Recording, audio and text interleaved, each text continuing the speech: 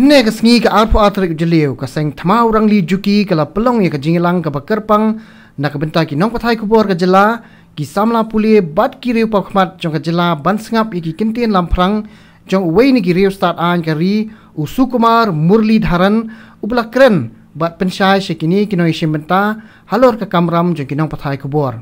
hakani ka jingilang ka bla kershan ru da ka Shillong Press Club Usukumar Murli Dharan ula kren Halor ka phang pedeng free speech and the right to know the media in a time of conflict. Ubala keren ru Halor ko hukum jong ka yeng syari bah klik ru jong ka jela persya ikilat Pathai Khubor dangshen kabala khen bia ni kilat Pathai Khubor ki ba penpena Halor kinu ki jinge ki jong ki kenhon keng atyar bat ki seng bhalang hakni ka jela. Nalor ko hukum jong ka Meghalaya High Court henne ka sngi Usukumar Murli Dharan ula keren ru Halor ki weide ki hok jong ki nong Pathai Khubor ki bala penkup bor kat kum ka riti sensyar jong ka ri. Imprecision in language, judicial language is the biggest enemy of civil rights. When you say any other organization, then you're leaving the door open for any manner of interpretation by the police or any other agency. And then that whole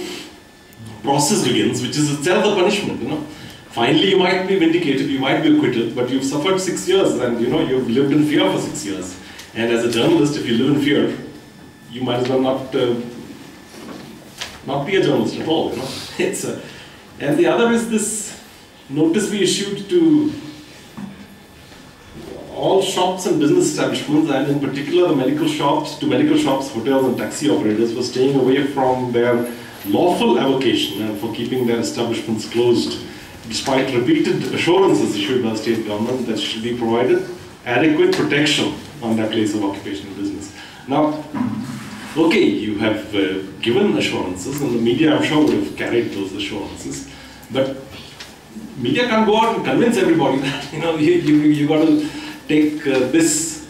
the government at their word, and you have to. And the other, of course, is the official offices of state and central governments are required to file affidavits regarding the position of attendance of staff on the day of the month, and